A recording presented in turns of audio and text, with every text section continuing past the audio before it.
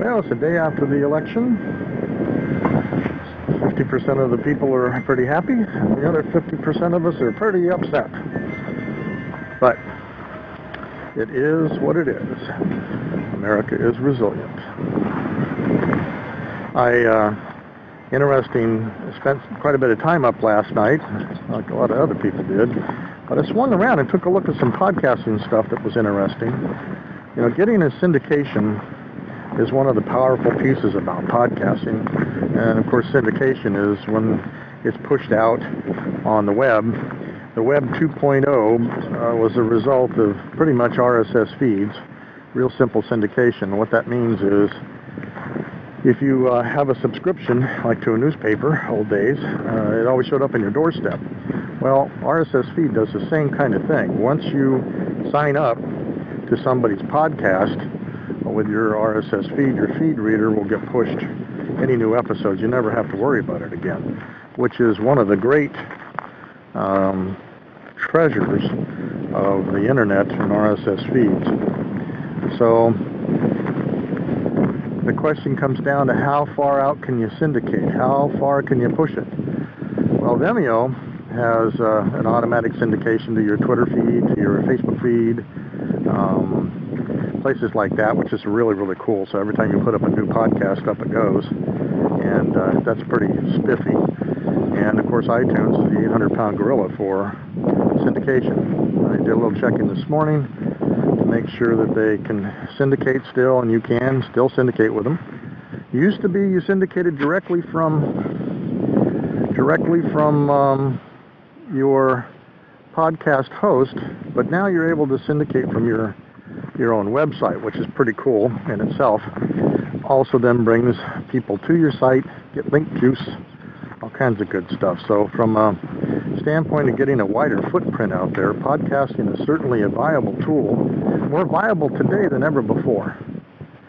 I just got off a podcast, or actually a webinar, where I presented podcasting to our SEO group, Search Engine Optimization group, and showed them the advantages of not only using it to open up a larger footprint on the web for some clients and themselves, but also having a very interesting show. You can invite people on the show and build a relationship with them. And of course, we do business with people we have relationships with. So it's an absolutely stunning tool to use.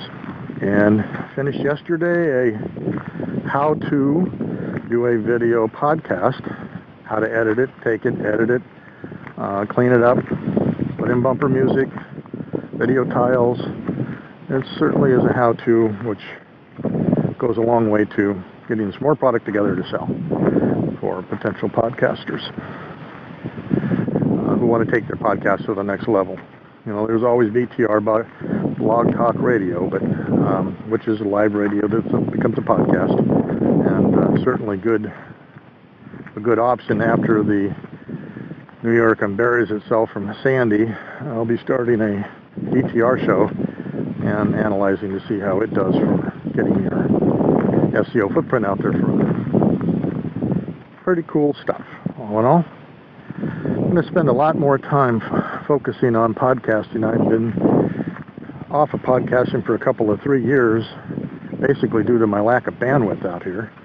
But now I'm beginning to believe, and I got some bandwidth, I'm beginning to believe more and more that it is yet another tool in the arsenal of digital marketing on the web for clients and getting their name out there and getting people to make a call.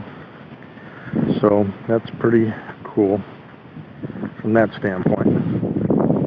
Been up since 1 a.m. I'm going to be tired here in a bit.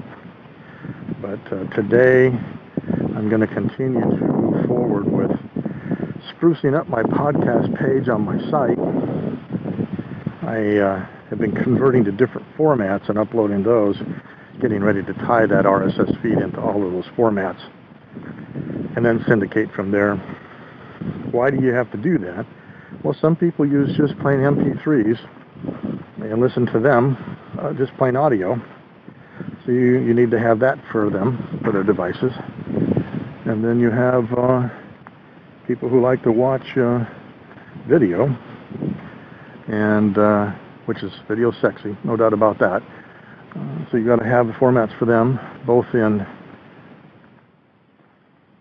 a Apple product format, H.264, or an MP4 or MV4.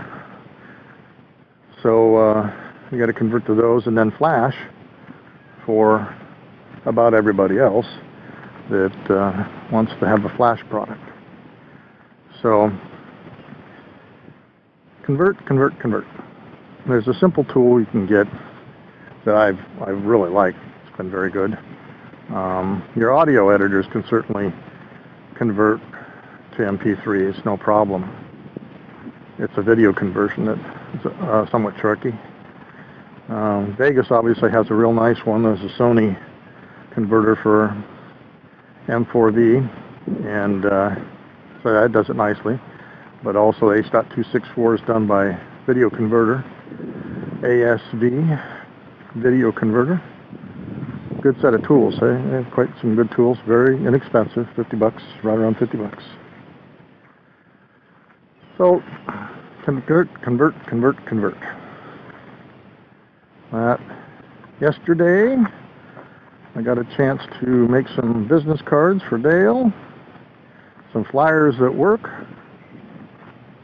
Making flyers is not like what you think. There's an actual process to making flyers at work. Most flyers aren't worth the paper they're printed on. So anybody wants a free PDF, let me know. I'll send you a PDF on how to make flyers at work for your business. Not a problem. And also anybody who wants to come on the InfoCard podcast show, let me know that too.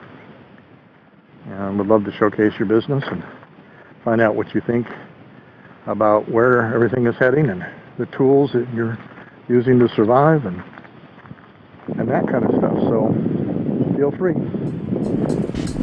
And I'll sign off here in America. That beautiful